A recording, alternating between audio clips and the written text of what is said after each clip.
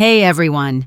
Tonight we begin with a sound I'll never forget, laughter echoing across cold water, the kind that doesn't belong anywhere near pain. You might not survive this one. So before you get too comfortable, take a moment to like the video and subscribe, but only if you truly enjoy what I'm doing here. And tell me in the comments where you're listening from and what time it is where you are. Now, turn off the lights, maybe let a fan run for some gentle white noise, and let's begin tonight's journey together. The air that afternoon at the Van Doren Lake House smelled of pine needles and privilege. Everything gleamed polished decks, stone patios, manicured lawns, but it all felt dead inside, like a museum for people who'd forgotten what warmth was. I sat apart from them on the porch, wrapped in my scarf, pretending to read. My daughter Lena was busy playing hostess again, smiling, laughing too brightly, pouring scotch for her husband Preston and his father Garrett. It was the same laugh I'd heard since she was little, the one she used to hide fear. The Van Dorens were a family that looked perfect, in photographs, sharp suits, perfect teeth, the right charities, but up close, you could feel it, something rotten. Garrett was all money and muscle, the kind of man who thought his voice carried divine authority. Preston, his mirror image, was smaller but crueler. They both drank heavily. The smell of whiskey carried on the wind as the afternoon shadows stretched long over Lake Tahoe. "Why's our city girl all bundled up?" Garrett boomed suddenly, loud enough for everyone to hear. Lena adjusted her jacket. "It's windy, Mr. Van Doren." "Windy," he mocked, grinning. Back in my day, women didn't fear a little cold water. They were made of tougher stuff. Preston smirked, echoing his father. Yeah, Dad. Greenhouse generation. I knew that tone. They were winding her up. I could feel it in my bones, the way laughter can shift from playful to cruel in a single breath. "Leave her alone," I said quietly, but my voice didn't belong in their world. Preston turned his head toward me with that smirk that used to make my daughter blush. "Relax. Eleanor, we're just having fun." Lena smiled weakly. "Mom, it's fine." But it wasn't fine. Garrett stood, stretching like a bear after hibernation. "Let's see how tough she is. Preston, take her down to the dock." I froze. "Garrett, stop this." They were already moving two big shadows flanking her. She laughed nervously, struggling as they lifted her by the arms. "Preston, Dad, come on. Stop." They dragged her toward the pier. The water was black and glassy, the wind slicing across the surface. I ran after them, my boots sinking into the damp grass. "Don't you dare," I shouted. "You're drunk." They didn't hear me or they didn't care. Garrett leaned close to Lena's ear. "Time to show us what you're made of." Then it happened. A splash, a scream swallowed by the lake. For one endless second, there was only silence, just the echo of ripples spreading across the water. Then came their laughter. Big, booming, triumphant. "That'll wake her up," Garrett said. "Mom," I screamed. She hit her head, but they were already turning away. "She's fine," Preston muttered. "She can swim." I screamed again, my voice tearing out of me like an animal's cry. "She's dying." Garrett only waved his hand, walking toward his SUV. "End the drama. Eleanor, she'll climb out." And they left. The car roared away, taillights disappearing into the trees. The world went quiet, except for the lap of cold water against the dock. I fell to my knees. Lena, then. For a moment, her face surfaced white, eyes wide, a trickle of blood down her temple. Then she sank again. I couldn't even scream this time. I just froze. Then faintly, a sound from beyond the reeds, the low growl of a boat motor. A man in a camouflage jacket, a fisherman, spotted me waving. He saw the terror in my gesture, and without a word, he turned his motor and sped toward me. When he reached the dock, I could barely speak. I pointed to where she had vanished. He dove in without hesitation. Minutes passed, each one stretching like hours until he pulled her up, drenched and lifeless. He hauled her into his boat, performing CPR while I dialed 911. My hands shook so badly I could barely hit the buttons. When the dispatcher answered, I said, "My daughter, she's drowning. Van Doren Lake House. Hurry." I didn't cry. Not yet. My voice sounded too calm, almost mechanical.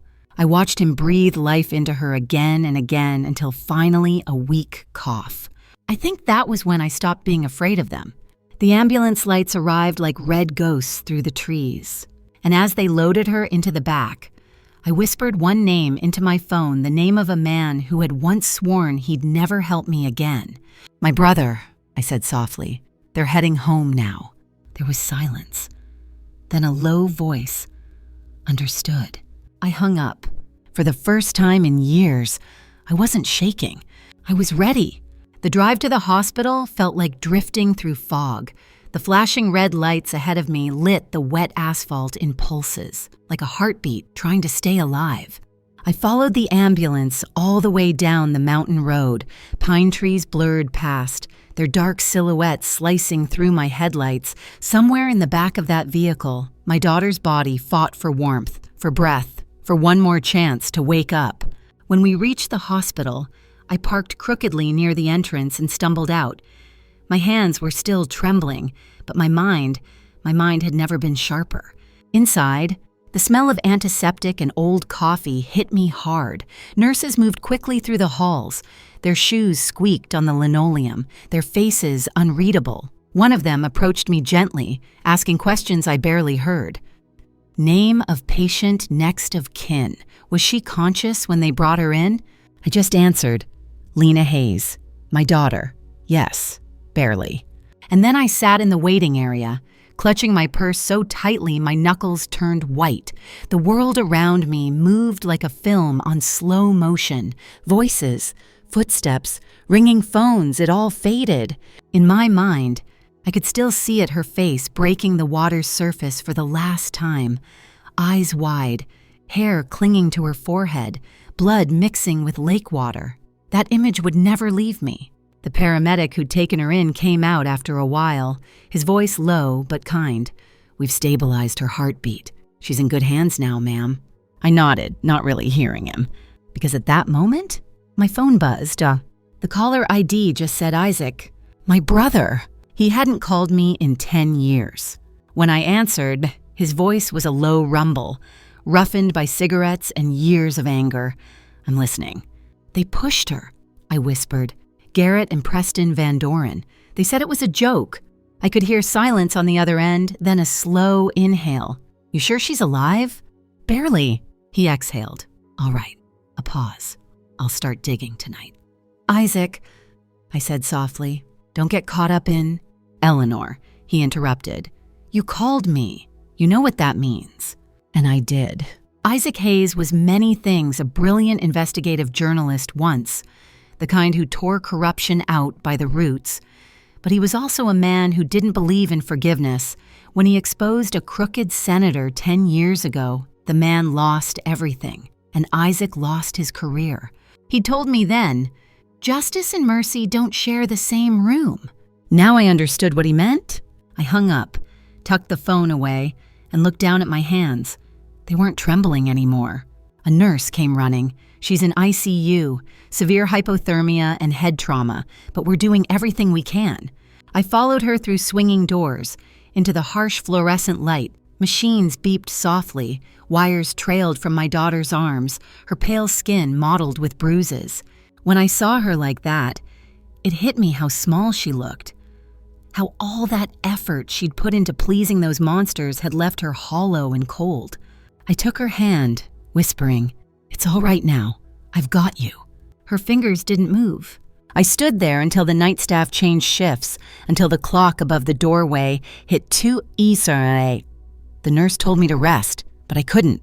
So I sat in the dark corridor, and when my phone buzzed again, I didn't hesitate. It was a text from Isaac, just 4 words. "They're home. I'm close."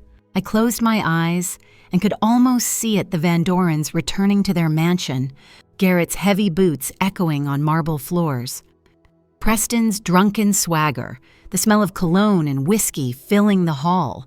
They'd probably laugh about it, tell themselves I was hysterical, that Lena would be fine. They didn't know that in the space between that lake and their front door, everything had changed. Somewhere in the darkness, my brother was already awake, already sharpening his pen into a weapon. Old stories would surface, old debts would be called. And by the time the sun rose over Tahoe again, they'd feel it the ground beginning to shift under their perfect lives. I didn't pray that night. I didn't ask for peace or mercy. I just waited. Because for the first time in years, I wasn't powerless. And the sound of their laughter still echoed in my head, pushing me forward like a drumbeat. You shouldn't have laughed. Morning came gray and heavy, like the sky itself was ashamed of what it had witnessed. I sat in the hospital cafeteria staring into a cup of coffee that had long gone cold. Around me, life went on, nurses swapping gossip, orderlies hauling supplies, the faint hum of a vending machine filling the silence between my thoughts. But inside, everything was still and sharp. The night before, my brother had sent a final message. Keep quiet. Don't warn them. Not that I would have. What could I possibly say to people who laughed while my daughter drowned? I walked back upstairs. Lena's room smelled of antiseptic and something else fragility. She was asleep, pale against white sheets, a bruise purpling along her temple like a cruel signature. Her hand lay limp on the blanket, fingers curled as though still clutching at air. I sat beside her, stroking her hair, whispering softly, "I'm here, baby. You just rest." For a moment, I imagined time rewinding her laughter, echoing through the lake house, the way she used to run barefoot through our old backyard as a child. Then it faded, leaving behind the sterile buzz of machines. I knew what was happening at the Van Doren's home. I didn't need to see it to feel it. Garrett would be sitting in his leather chair, swirling scotch, pretending to read the financial news. Preston would be pacing, angry that I hadn't called him with updates, furious that the universe dared inconvenience him. They'd already convinced themselves Lena was fine, that it had been just a prank gone wrong. That's how men like them worked. They twisted cruelty into fun and guilt into mockery. But somewhere, maybe even that very morning, their first call would come. A polite inquiry from an unfamiliar voice. "Good morning, Mr. Van Doren. This is Isaac Hayes. I'm doing a piece on your company's early partnerships in the 90s. May I confirm a few details?" Garrett would stiffen, his instincts twitching like a cornered animal's. "Who did you say you were with?" he'd ask. And Isaac, I imagined, would smile faintly before saying, "Oh, I'm not with anyone anymore. I just follow stories that deserve to be told." And Isaac never shouted. He didn't threaten. He just turned over stones and let the truth crawl out on its own. Back in the hospital room, Lena stirred. Her eyes fluttered open. She blinked at me, disoriented, then whispered, "Mom." I smiled through the ache in my chest. "Hey, sweetheart, you're safe." Her gaze wandered around the room before landing back on me. "Where's Preston?" The question felt like a knife, dull but sure. "He's not here, honey. You just need to rest." But she wasn't satisfied. "Did he say anything?" I swallowed hard. "He sent flowers." Her face softened for a moment. Hope, that old habit. "Oh, he cares, then." I shook my head gently. "They came with a note." Her brow furrowed. What did it say? I hesitated, but lies would only prolong her pain. It said, "Let's not let your mother's theatrics spoil our fun." The silence that followed was heavier than any scream. Her lips trembled. She turned her face away from me, staring at the window. A single tear slid down her cheek, silent and unacknowledged. It was that tear, not the lake. Not the laughter that made something inside me crystallize into iron. "Rest," I whispered again, though my voice broke on the word. "You'll need your strength." Because I knew what was coming. In my mind, I could almost hear Isaac flipping through his old black notebook scribbles, dates, names. I knew how he worked: methodical, patient, merciless. He would start with their finances, then their business partners, then the one story Garrett hoped no one would ever revisit: a boating accident on the same lake 22 years ago. A man named Malcolm Pierce, Garrett's old partner, I'd heard the story once how Pierce had fallen overboard while drunk. I hadn't thought much of it then, but now it sounded like a rehearsal. My coffee from earlier still lingered in my mouth, bitter and metallic. I stood and stepped into the hallway, dialing Isaac. He picked up on the first ring. "She's alive," I said. "I know," he replied. "That lake's seen too much." "What are you doing?" "Isaac, what you asked me to," he said calmly, "and what they deserve." A pause stretched between us. "Eleanor," he added softly, "once this starts, you can't stop it. Are you sure?" I looked through the hospital window at the morning fog curling off the city skyline and thought of Garrett's laughter echoing over the lake. "Yes," I said. "Let it begin." When I returned to Lena's room, she was asleep again. Peaceful this time. And I sat in that quiet hospital room, watching the first rays of light crawl across the floor, knowing that somewhere out there, two men were waking to find the world tilting beneath their feet. What they didn't realize yet was that justice doesn't always knock on the door. Sometimes it's already inside, sitting patiently at your table, waiting for you to notice.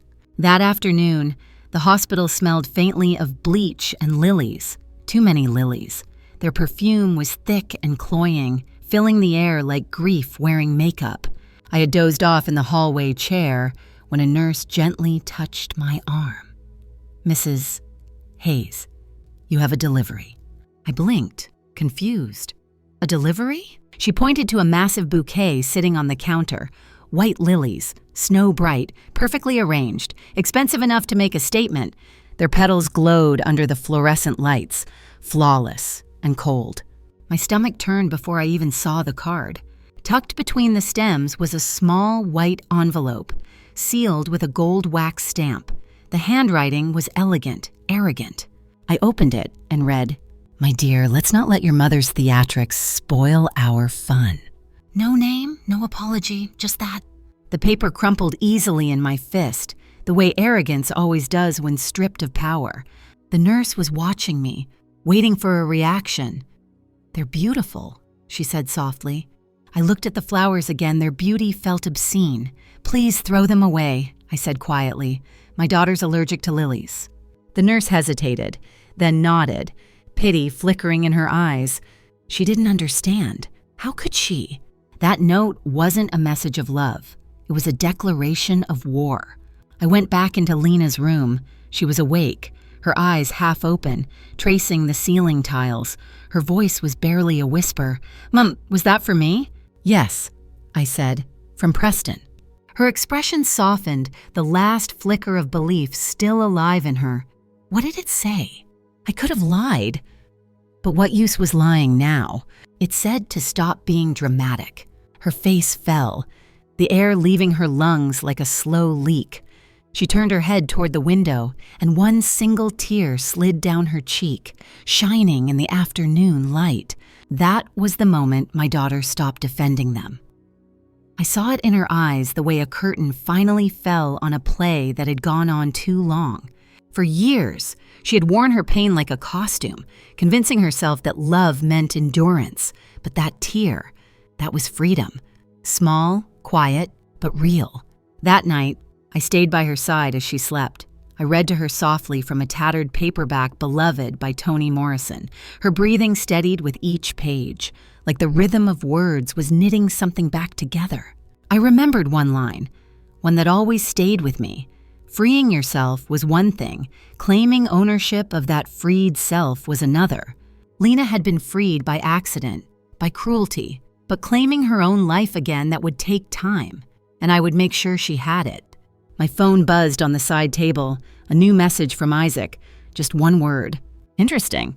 I slipped out into the corridor and called him. "What did you find?"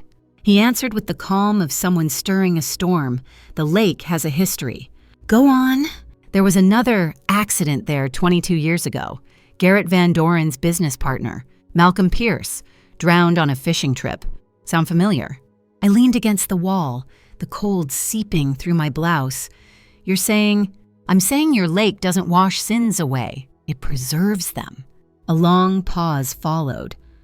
Somewhere down the hall, a machine beeped, steady as a metronome. "What are you going to do with this?" Isaac, I asked. "What I always do," he said simply. "Tell the truth. Loud enough they can't bury it this time." I wanted to tell him to stop, to remind him of the last time he went after men like Garrett. How they ruined him, how he'd vanished from public life, his name blacklisted, his career burnt to ash. But I didn't, because I knew that once Isaac saw a pattern of rot, he wouldn't rest until it was carved out. He added, "Get some rest. Things are about to move fast." Then he hung up. I slipped the phone into my pocket and returned to Lena's room. The lilies were gone. The air was clean again. She was still asleep, the faint rise and fall of her chest barely visible under the blanket. For a moment, I allowed myself to imagine peace sunlight on water without fear beneath it. Then I remembered the laughter on that dock and the sound of their car driving away. Peace wasn't what I wanted anymore. I wanted balance, and balance doesn't come quietly. The next morning began with the sound of rain tapping on the hospital windows, soft at first, then relentless. The kind of rain that makes everything look cleaner but never really washes anything away. I sat by Lena's bed again, watching droplets trace crooked lines down the glass. Her breathing was steadier now. The doctor said she'd likely make a full recovery. Miracle, he called it. But I didn't believe in miracles anymore. Only consequences. When the nurse came in to check her vitals, I slipped out into the hallway and took out my phone. There were 2 missed calls from Isaac and 1 new message. It contained nothing but an address, "Come alone." I hesitated only a second before leaving. The rain followed me all the way across town to a tiny diner off Highway 89. It was the kind of place where time had stopped sometime around 1975, checkered linoleum, red stools, a jukebox that still took quarters. I spotted Isaac right away, sitting in a corner booth, nursing a mug of black coffee. He looked older than I remembered. His hair had gone completely gray, beard rough, eyes sharp as ever, the kind of sharp that didn't dull with age, it just cut slower, deeper. When I slid into the seat across from him, he didn't smile. He just said, "You look tired." "I am," I replied. "Good," he said flatly. "Tired people don't make reckless decisions. They make deliberate ones. Tell me what you found." He pushed a manila folder across the table. Inside were copies of old police reports, yellowed photographs, and something handwritten, a letter. The photo on top showed 2 men standing on a dock, Garrett Van Doren and Malcolm Pierce, both smiling, both holding fishing rods. Only one of them came back that day. The report said accidental drowning. I skimmed the text, victim allegedly intoxicated, fell overboard, struck head-on propeller. No autopsy was performed. Case closed in 6 days. 6 days, I muttered. That's barely an investigation. Isaac nodded. The detective who signed off on it, Ron Healy, was paid off. Retired early, bought a farm in the foothills. I tracked him down. He pulled out his recorder, pressed play. I heard an old man's voice, trembling but clear. I didn't want to sign it. They sent a photo of my daughter, said they'd make it look like a drug overdose if I didn't cooperate. So I signed. God forgive me. I sat back, breath catching in my throat. Jesus, Isaac. He shrugged, lighting a cigarette despite the no smoking sign. Told you justice and mercy don't live in the same room. He handed me another document. It was a letter handwritten, creased. The ink had bled in places. The signature read, Malcolm Pierce. It said, Garrett has stolen everything, the patents, the land deal, the equity. He says I'm expendable. I'll go to the district attorney tomorrow if he doesn't come clean. Pray for me. Sarah. I stared at the letter for a long time.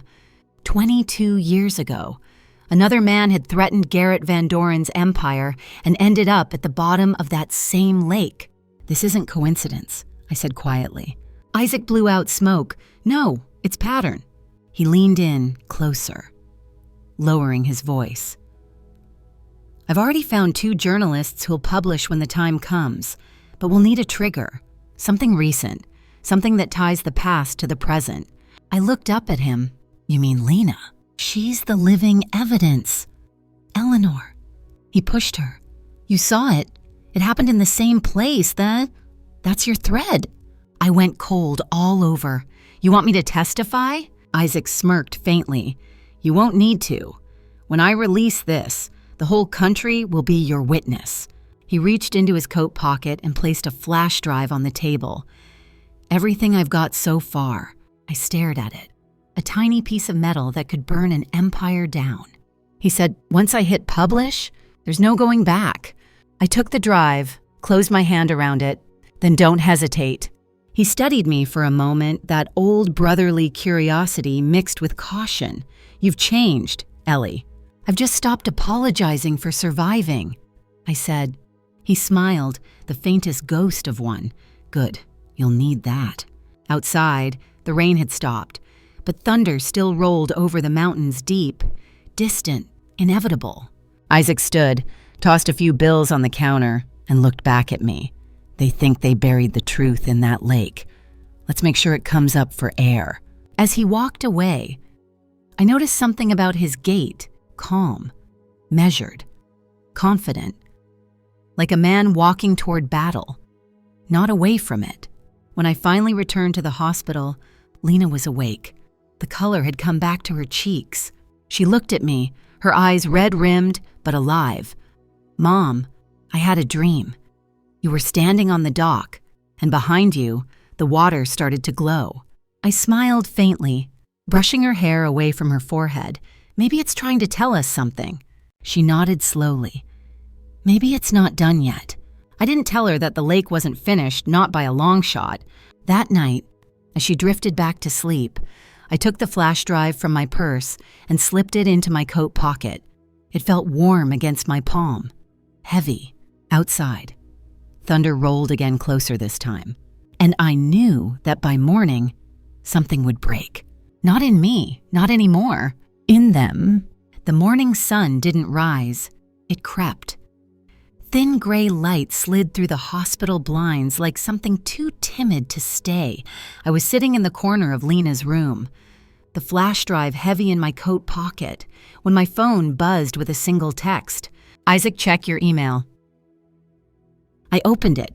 There it was, his dossier, neatly organized.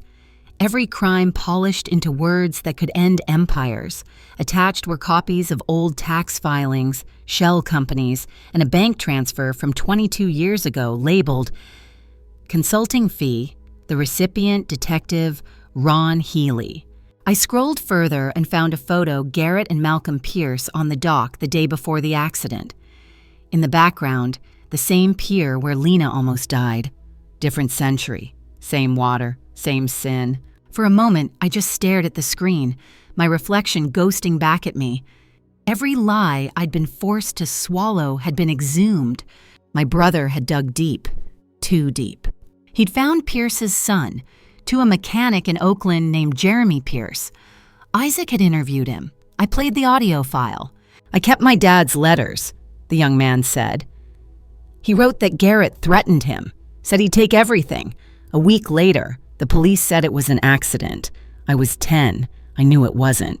His voice broke. When I heard what happened to your daughter, I knew it was him again. Same lake, same man, just older, richer, meaner. The sound of rain began again outside, soft, rhythmic, almost thoughtful. I closed my phone, stood, and walked to the window. The lake was miles away, but I could smell it, the metallic chill of the water, the echo of her scream still trapped beneath its surface. Behind me, Lena stirred. Mom. Her voice was stronger now, but frail in spirit. I turned to her, smiling. Morning, baby. She looked at me carefully, as though trying to read my thoughts. You didn't sleep. I didn't need to, I said. She studied my face for a long moment before whispering, You're planning something. I didn't answer. Mothers lie about a lot of things, sugar intake, bedtime, heartbreak, but not when vengeance has already been set in motion. Mom, she said, her eyes filling again, I don't want you to get hurt. That sentence caught me off guard, not because it wasn't true, but because she still thought there was something left in me to hurt. I brushed her hand gently. You just focus on getting better. Her gaze softened. You always protected me, even when I didn't listen. I smiled faintly. That's what mothers do, sweetheart, even when no one believes them. Before she could ask anything else, a nurse appeared at the door. Mrs. Hayes? There's a visitor asking for you. My heart skipped. Who? She shrugged, didn't give a name, said it's personal. I stepped out into the hall. A man stood near the window, tall, weathered, maybe in his 50s. He held his hat awkwardly in his hands. Mrs. Hayes, he asked quietly. Yes, my name's Jeremy Pierce. It felt like time froze for a second. You're Malcolm's son, he said, nodding. Your brother called me. He looked uncomfortable, shifting from foot to foot. I just wanted to say, I'm sorry about your daughter. When I read what happened, I knew it was him again. His voice cracked. That man destroyed my father, and he's still walking around like he owns the world. I studied his face. He had kind eyes, worn but steady, like someone who'd learned to live with ghosts. You don't have to carry this, I said softly. He shook his head. Oh, I do. Because people like Garrett don't stop. They just change masks. For a moment, we stood in silence, both tethered to the same pain by different years. Then he reached into his pocket and handed me an old photograph his father, Malcolm, smiling beside a boat. Lena's same pier behind him. On the back was written, "For Jeremy, so you'll know where truth lives." I traced the faded ink with my thumb. Thank you, I whispered. Jeremy nodded once. Finish what he started. And then he walked away, leaving me holding a ghost between my fingers. That evening, I went to the hospital's small chapel. It was empty, dimly lit by a single candle on the altar. I sat in the back pew and let the quiet settle around me. There's a kind of peace that comes only when you stop expecting justice from the world. I folded my hands and whispered, not a prayer, exactly, but a promise. I'll make sure his name is never spoken with respect again. When I left, the candle flickered behind me. Back in Lena's room, the nurse smiled. She's sleeping soundly tonight. Good.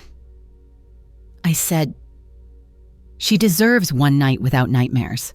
As I sat beside her bed, I took out my phone and texted Isaac. Eleanor, you were right. It's a pattern, Isaac. Then it's time to break it. I looked at my daughter's peaceful face, the soft rhythm of her breath, and thought of that night on the lake, their laughter, their arrogance, the way they turned their backs. There are moments when fate hands you a choice: forgive and let rot keep growing, or pull the roots out by hand, no matter how dirty it gets. I chose the latter. Outside, the storm deepened. Lightning flashed faintly behind the clouds, and the rain became a whisper against the window. I leaned closer to my sleeping daughter and said softly, "It's over soon, baby. I promise." Because tomorrow, Isaac's article would go live, and for the first time, the truth would breathe.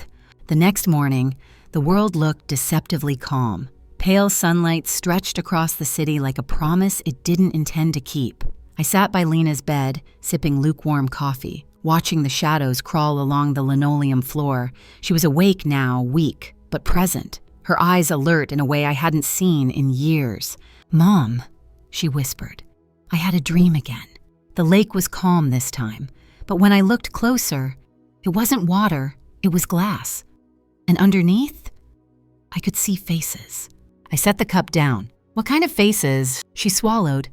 His, Preston's, but also a man I didn't know. He kept saying, "It's time." I reached out and held her hand. Maybe he was right, I murmured. A few hours later, I stepped outside for air. The hospital garden was quiet except for the hum of insects and the faint buzz of traffic beyond the fence. My phone vibrated in my pocket. It was Isaac. "Talk to me," I said softly, walking toward the edge of the courtyard. He didn't waste time. They know. My pulse jumped. What do you mean they know? Garrett's been calling everyone lawyers, old contacts, the mayor. He's panicking. That's how I know it's working. Did you already? Not yet, he interrupted, but the scent of truth is in the air, and you know how people behave when they smell blood. I've set the board. Now I'm just waiting for them to make the first mistake. I closed my eyes. You enjoy this, don't you? Isaac chuckled faintly. No, I respect it. There's a difference. You can't love storms, Ellie, but you can understand their purpose. He was right. Garrett's world was about to collapse, but I didn't feel joy, just a strange, heavy stillness. Justice. I was learning. Wasn't a flame. It was frost. Slow, precise, icy in its mercy. When I hung up, I stood in the garden for a long time, staring at a row of white roses bending under the weight of dew. I remembered a phrase my grandmother used to say, even the prettiest flower can't hide the rot in its roots. That afternoon, Lena's doctor told me she could be discharged within 2 days. She's healing faster than expected, he said, smiling. She always was strong, I replied. He nodded. She's lucky to have you. I smiled, but it didn't reach my eyes. Luck has nothing to do with it. That night, as Lena slept, I walked down to the hospital library. It was tucked away in an old wing, forgotten by most. I turned on the single desk lamp and sat at a long wooden table surrounded by dusty shelves. The air smelled like paper and time. I opened my notebook. For the first time in years, my handwriting was steady. Notes for Isaac. Garrett's circle collapsing. Preston still arrogant. Silent. Don't strike too soon. Make them twist first. I paused, tapping the pen against the page. Then I wrote something else beneath it. Smaller. Deliberate. I'm not doing this for revenge. I'm doing it to stop the pattern. I looked around the quiet library. Books about justice, psychology, and ethics stared back at me from the shelves. I smiled bitterly. The irony wasn't lost on me. My whole life I'd taught my daughter to forgive. Now forgiveness felt like an indulgence for people who had never been pushed underwater. I picked up one of the books left on the table, an old volume titled The Anatomy of Truth. Inside the margin, someone had scribbled a note in pencil, "Justice is balance, not kindness." I ran my thumb over the faded words. "Whoever you were," I whispered, "you understood."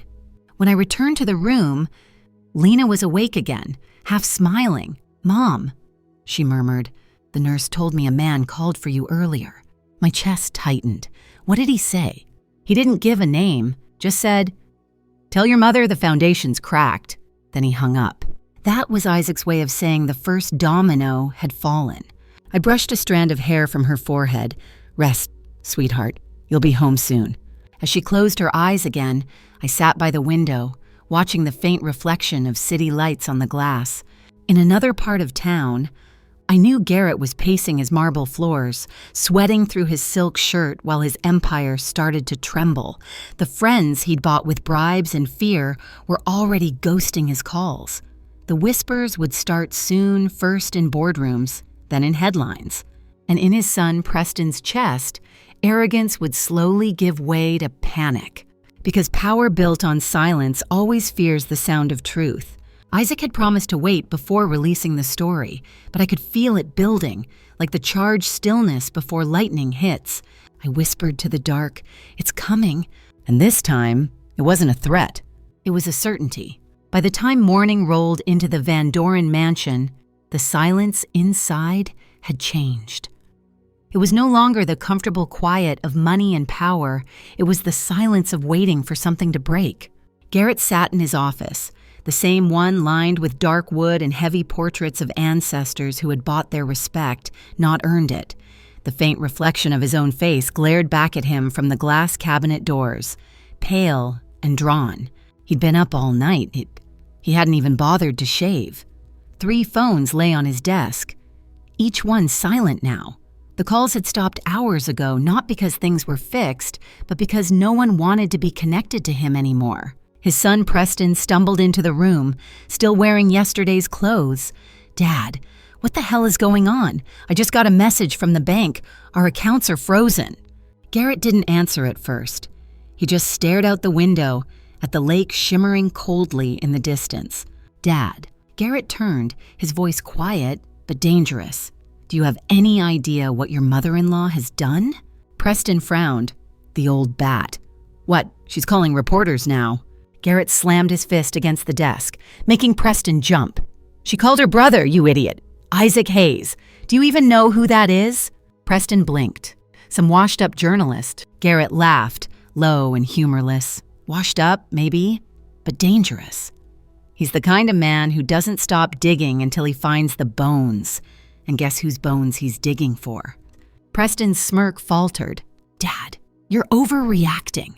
Garrett leaned forward, his voice a hiss. Overreacting. I got a call this morning from Dalton. You remember Dalton, the mayor I helped keep out of prison? He told me a man came to his office asking questions about a certain boating accident. Preston froze. You mean? Yes, Garrett snapped. Malcolm Pierce. Preston sat heavily in the chair opposite him, suddenly sober. That was, 20 years ago? 22, Garrett muttered. But the past doesn't rot if you bury it in the cold. It just waits. He poured himself another drink, the ice clinking sharply in the glass. Your wife's little swim brought everything back up. Across town, I sat in the hospital cafeteria, staring at my own reflection in a cup of black coffee, imagining that conversation as clearly as if I were there. I didn't need to hear the words to know how they'd sound. Garrett's arrogance was cracking, and Preston's panic was growing teeth. My phone buzzed on the table. It was Isaac.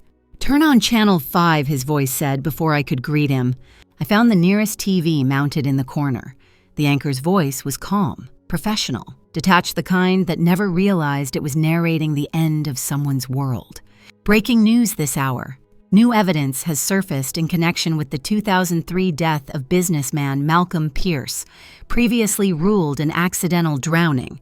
Anonymous sources allege coercion, falsified reports, and connections to current real estate magnate Garrett Van Doren.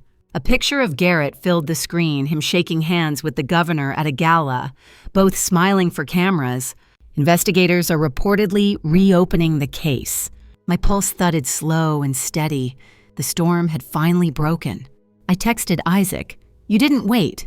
His reply came instantly. Neither did they. I smiled faintly.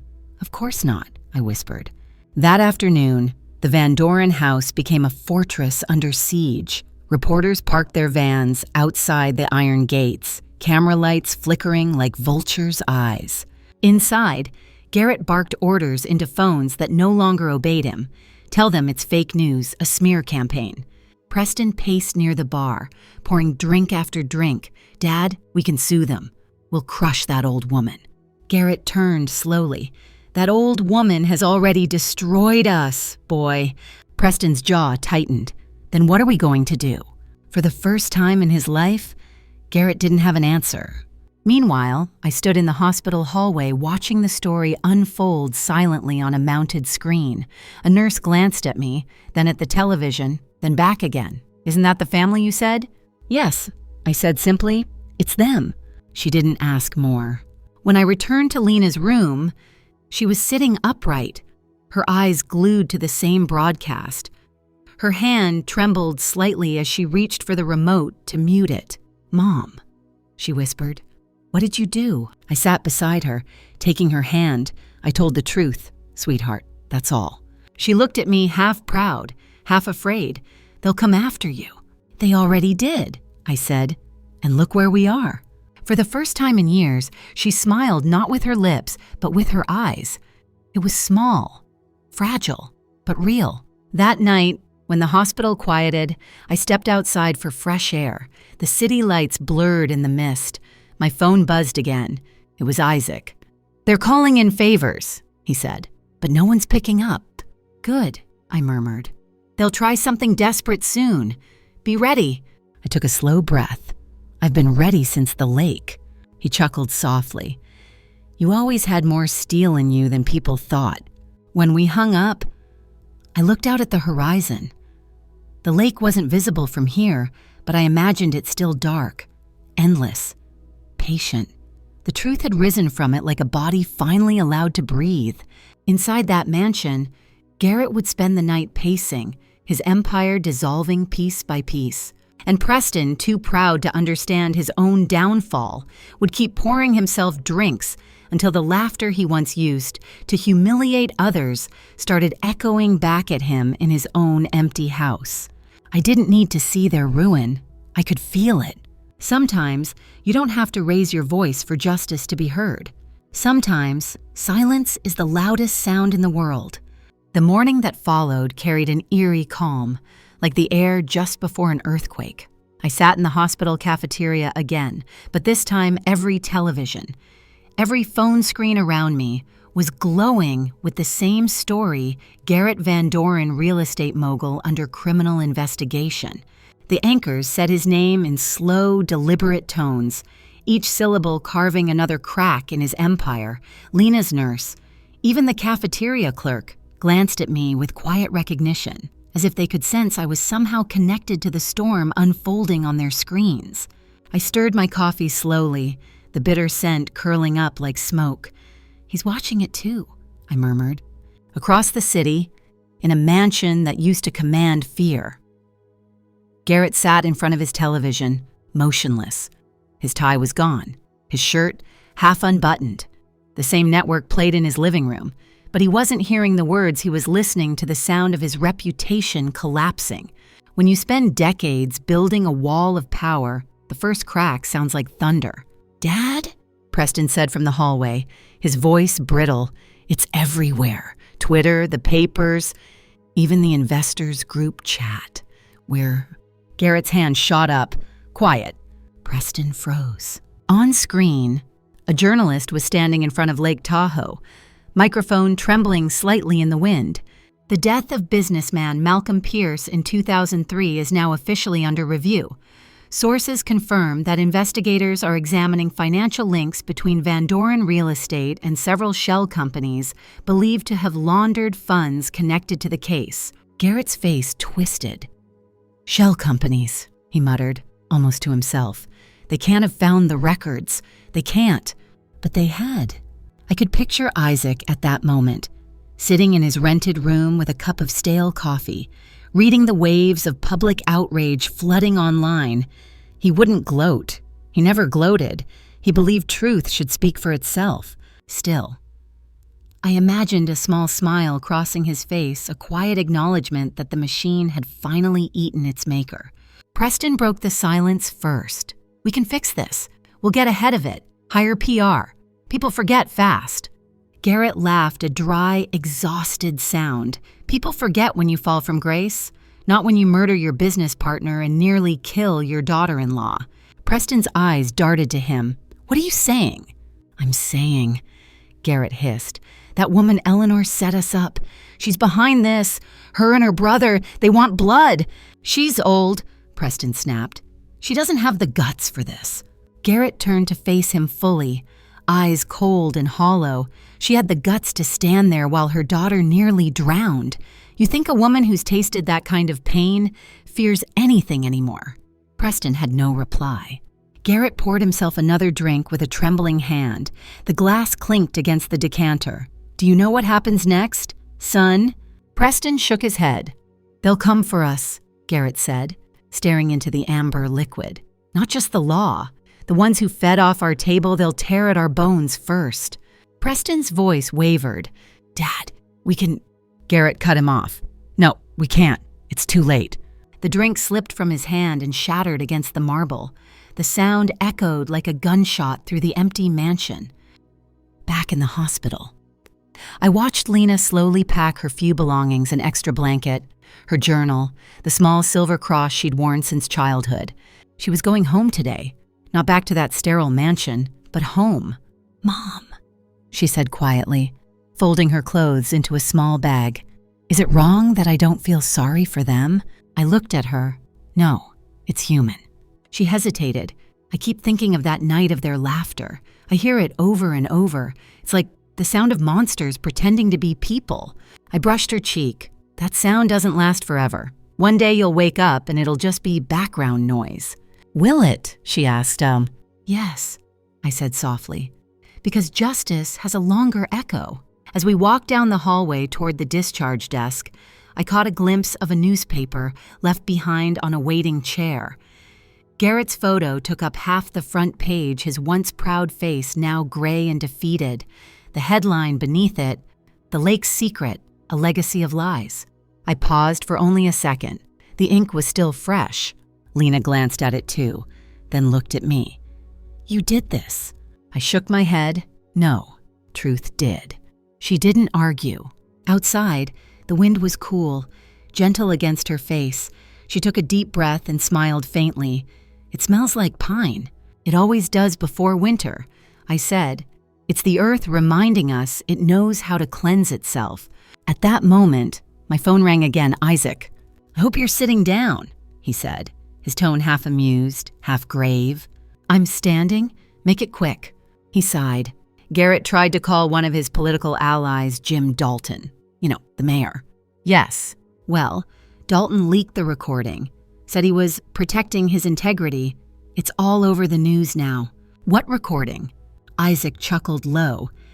"Garrett begging him to bury the story again, offering him money. He said, and I quote, 'That old woman will regret crossing me.'"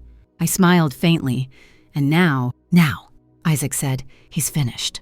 As he spoke, Lena stepped closer, resting her head on my shoulder. I whispered, "Thank you, Isaac." "For what?" "For making sure the world finally saw the real them." He paused. "Ellie, you know it's not over, right?" "I know," I said quietly, "but it's close." When I hung up, I slipped the phone into my bag and took Lena's hand. "Ready to go home?" She nodded, more than ever. We got into a taxi. As it pulled away from the hospital, I looked back one last time. Some stories end in fire. Others end in silence. Ours was ending in both a quiet fire that burned without smoke, leaving only truth behind. Somewhere, I knew Garrett was watching his empire crumble one news alert at a time, and I didn't need to see it to believe it. Because the first rule of the universe, my grandmother used to say, is balance.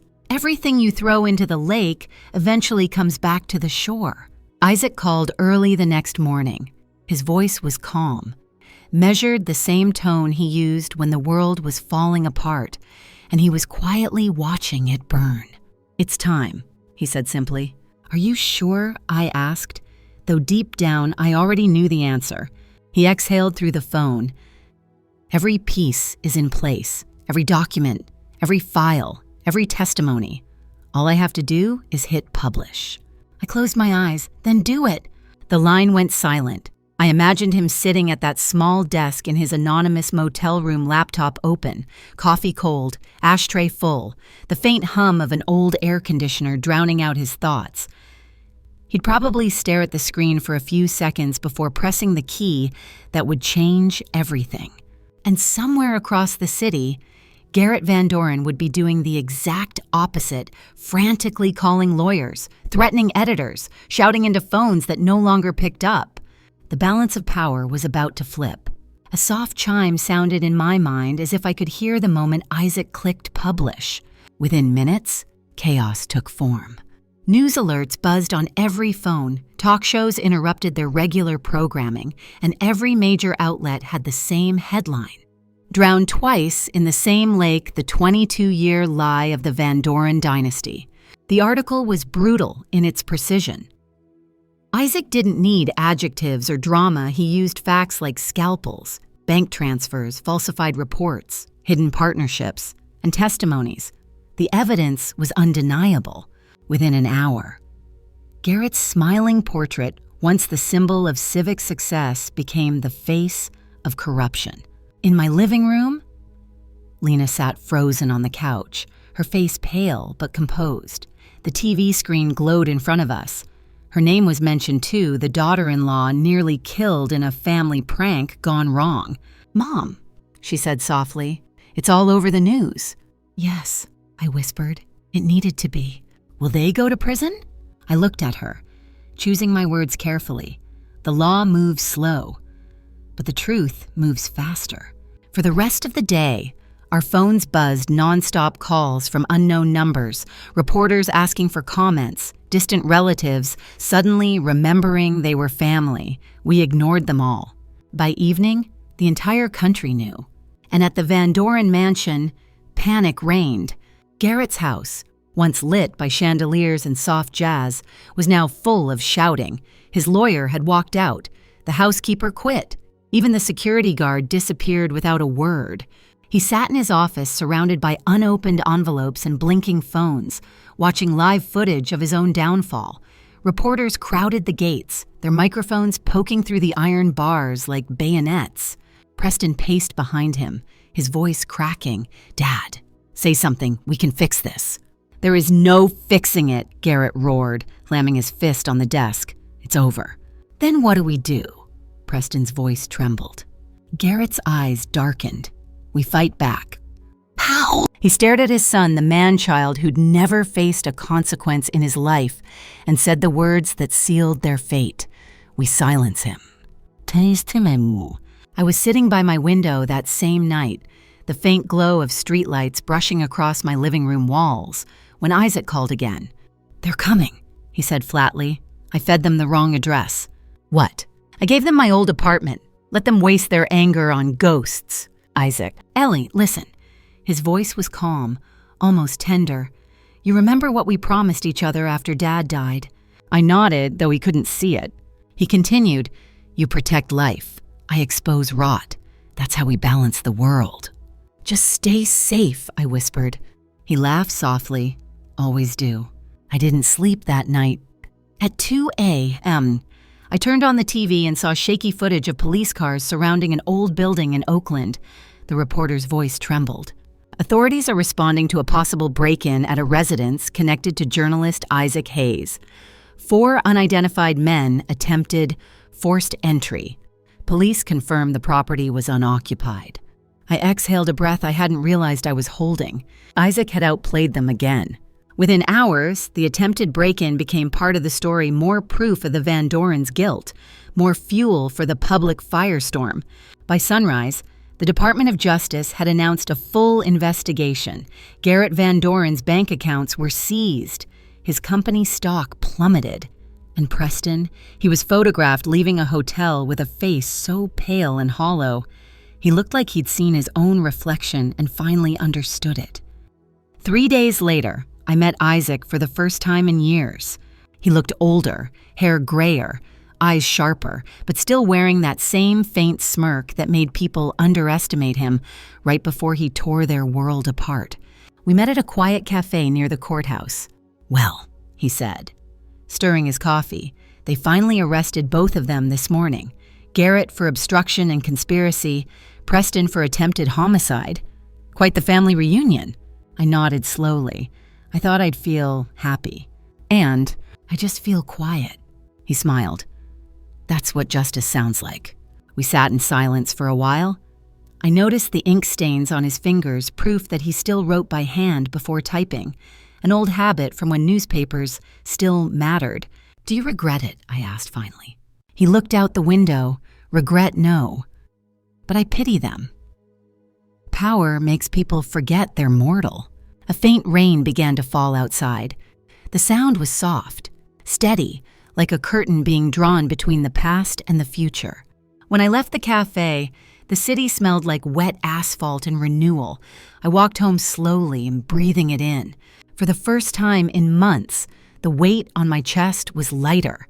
That night, as I sat by the window with a cup of tea, I realized something I hadn't before. Revenge was never my destination. It was just the road that led me back to peace. And peace, the real kind, doesn't come when your enemies fall. It comes when you no longer care if they do. The morning sunlight spilled across my kitchen table, landing on a stack of old mail I hadn't touched in days. The city felt different now, not louder, but awake. There's a particular stillness that follows a storm when everything broken has finally been revealed. That's what this was, the quiet aftermath of truth. I poured myself coffee, black and bitter, and turned on the news. Garrett Van Doren's face filled the screen. His hair was disheveled, his expensive suit wrinkled, and his once commanding voice now sounded like gravel underfoot. Cameras flashed as officers guided him through the courthouse steps. "Mr. Van Doren, do you have a comment? Were you aware of the cover-up? What do you say to the families?" He didn't answer.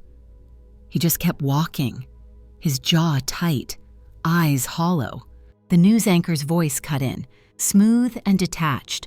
"Today, Federal investigators filed multiple charges against real estate mogul Garrett Van Doren, including obstruction of justice, corporate fraud, and conspiracy to cover up the death of business partner Malcolm Pierce in 2003. Lena appeared in the doorway, her hair tied up, wearing one of my old sweaters. She leaned on the frame, quiet, watching the screen. "They finally got him," she said softly. "Yes," I murmured. "They did." "And Preston, they'll charge him today. The prosecutors are adding attempted homicide." Her lips trembled slightly, but her eyes didn't flinch. "I used to think if they went to prison, I'd feel relieved. And now," she shook her head, "now I just feel empty, like there's no victory in it." I reached over and took her hand, because revenge doesn't fill what they took. It just stops the bleeding. She looked down, tears glimmering in her eyes. "I keep seeing the water. Mom, every night, I hear them laughing. I can't get it out of my head." I squeezed her hand. "Then let's give that lake a new memory, one that belongs to us." That weekend, we drove back to Lake Tahoe. The same road wound through the pines, but it felt smaller now, less cruel. The sky was overcast, the wind sharper. The lake shimmered dark silver cold, honest, beautiful. When we reached the old Van Doren property, the gates were sealed with police tape. Reporters' footprints were still visible in the gravel, but the water, that same black water, stretched out peacefully beyond the pier. Lena stood there, silent. I could see her shoulders rise and fall as she breathed. "I used to love this place," she whispered, "before it became a prison." "Then take it back," I said. She stepped forward, removed her shoes, and let the icy water touch her toes. She gasped, but didn't pull away. Her reflection rippled beside her, stronger, steadier than the woman who once laughed for approval. I joined her. The cold bit through my skin, but I didn't move either. Together, we stood there, mother and daughter, staring into the same water that had almost swallowed her whole. "I forgive myself," Lena said suddenly. "For what?" "For staying. For believing their love was real." I smiled faintly. "That's not weakness, baby. That's hope. And hope isn't a sin. It's just something that needs better aim." We stood there for a long time. The lake no longer felt haunted. It felt reclaimed. That night, back in our small apartment near the library, I found an envelope slipped under our door. No return address, just my name written in careful penmanship. Inside was a short letter and a check. The handwriting was unmistakable Isaac's. "Sis, the story's gone international, but it's time for me to disappear again. You and Lena deserve peace, not noise. This is the payment from the book deal. My share is yours. Start something with it, something clean. Don't call. You know I'll find you when the world quiets down again." I smiled sadly. He was gone again, like always, leaving behind chaos that somehow grew into justice. The check was large enough to change our lives, but that wasn't what mattered. What mattered was that it wasn't blood money. It was truth money earned, not stolen. A month later, we did exactly what Isaac asked. With a portion of that money, Lena and I rented a small office space across from the library. We hung a plain wooden sign outside that read, "The Hayes Foundation for Women." It wasn't grand, but it was real. We started small, just counseling and housing support for women escaping abusive marriages. We had 2 volunteers, a donated desk, and a coffee maker that leaked, but it was enough. Lena ran the day-to-day operations. She had found her purpose in helping others find theirs. I handled the books, the letters, the endless paperwork. Old librarian habits die hard. One afternoon, while sorting files, I looked at her through the glass window of her small office. She was laughing with a young woman who'd come in for help. That same bright laughter that used to sound forced now sounded light, free. That was my daughter. That was victory. Late that evening, when the office was quiet and only the hum of the old refrigerator filled the air, I sat down with a notebook.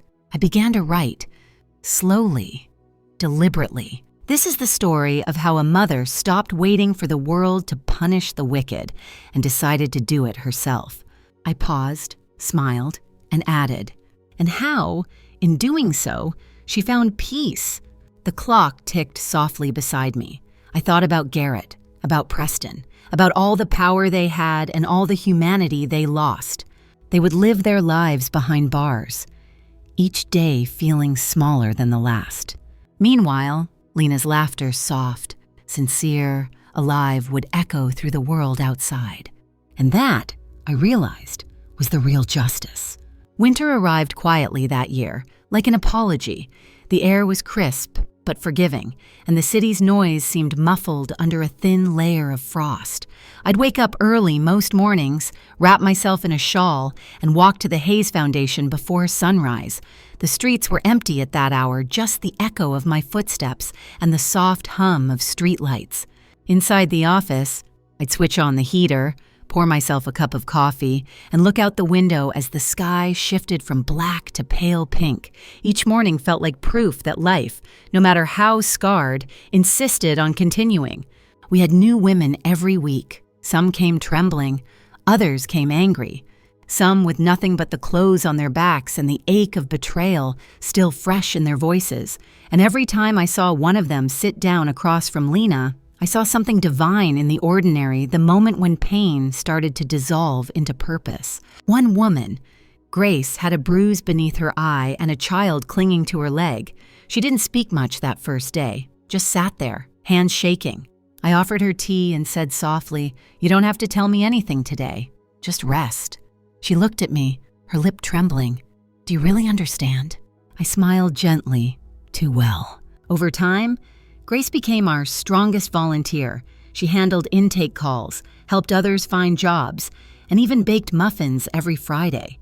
She told me once, when I first came here, I thought I was broken, but this place made me realize I was just unfinished.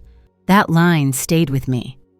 Maybe we're all just unfinished until life carves the edges that make us whole. The Van Doren trial began in early spring. I didn't attend. Neither did Lena. We didn't need to. The news stations covered every word, every plea, every photograph. Garrett in a gray suit, thinner now, looking at no one. Preston behind him, his face a mirror of resentment and regret. Their lawyers spun stories of misunderstandings, of false evidence, of overzealous prosecutors. But the truth, once spoken aloud, is hard to stuff back into silence. The jury took less than 2 days. Guilty on all counts. Garrett received 30 years, Preston 15. The reporters called it a historic fall from grace. I called it balance. A week later, a letter arrived at the foundation. The handwriting was firm, familiar. My heart skipped when I saw the name on the back, Isaac. I opened it slowly, the paper faintly smelling of cedar and ink. Ellie. I thought I'd feel triumphant, but all I feel is quiet. Maybe that's what justice is, not fireworks, but silence where the lies used to be. I'm leaving the country for a while. The noise here isn't for me. But before I go, I want you to know something. I never admired anyone as much as I admired you when you stood back up. You taught me that vengeance isn't the opposite of grace. It's what leads to it when done right. Keep building what you've started. Tell Lena I said she's the best part of us both. I pressed the letter to my chest and let the tears come, warm and grateful. He was alive, somewhere. Still fighting his wars in the shadows, the brother who'd always believed that words could be sharper than any weapon. Spring deepened. The garden behind our small office started to bloom wild lavender, marigold, and white tulips Lena planted herself. Women came and went, each leaving a mark on that soil. Every time a new seedling broke through, it felt like a small resurrection. One afternoon, as the sun dipped low, Lena stood beside me, watering the plants. She looked peaceful, her hair glinting gold in the light. You know, she said, sometimes I forget what their voices even sounded like. Garrett, Preston, it's like my mind erased them. That's healing, I said softly. She smiled, No, Mom, healing was what you did. You could have hidden forever, but instead you built something. That's power. I laughed quietly. It's coffee and paperwork, sweetheart, not exactly power. She shook her head. No, it's transformation. The word lingered between us, fragile and beautiful. The following morning, I woke before dawn again. The world was still. I walked through the quiet streets with my scarf wrapped tight, the frost crunching under my shoes. When I reached the foundation door, I stopped and looked up.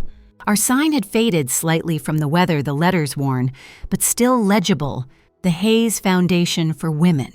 I traced the edge of the sign with my fingertips. Some names carry power because they're tied to wealth, others because they survived pain. Mine was the second kind. I unlocked the door and stepped inside. The room smelled like paper and sunlight. I set down my bag, took off my gloves, and sat behind the desk. My fingers brushed over the small notebook where I'd written my story, months ago, the one Isaac had read before everything changed. I turned to the last page and wrote a final sentence. Sometimes justice doesn't roar. Sometimes it whispers and still, the whole world hears. Amen. That evening, we held a small gathering at the foundation, our 1-year anniversary. Women filled the room, laughing, hugging, sharing food and stories. No photographers, no press, just light. Grace brought muffins again. Lena gave a short speech that made half the room cry. And when everyone raised their cups to toast, I looked around and thought, this is the life they tried to destroy. And this is what I rebuilt from the wreckage. When the last guest left and the lights dimmed, I stood by the window watching the moon rise. It was full and bright, glimmering over the rooftops like a guardian.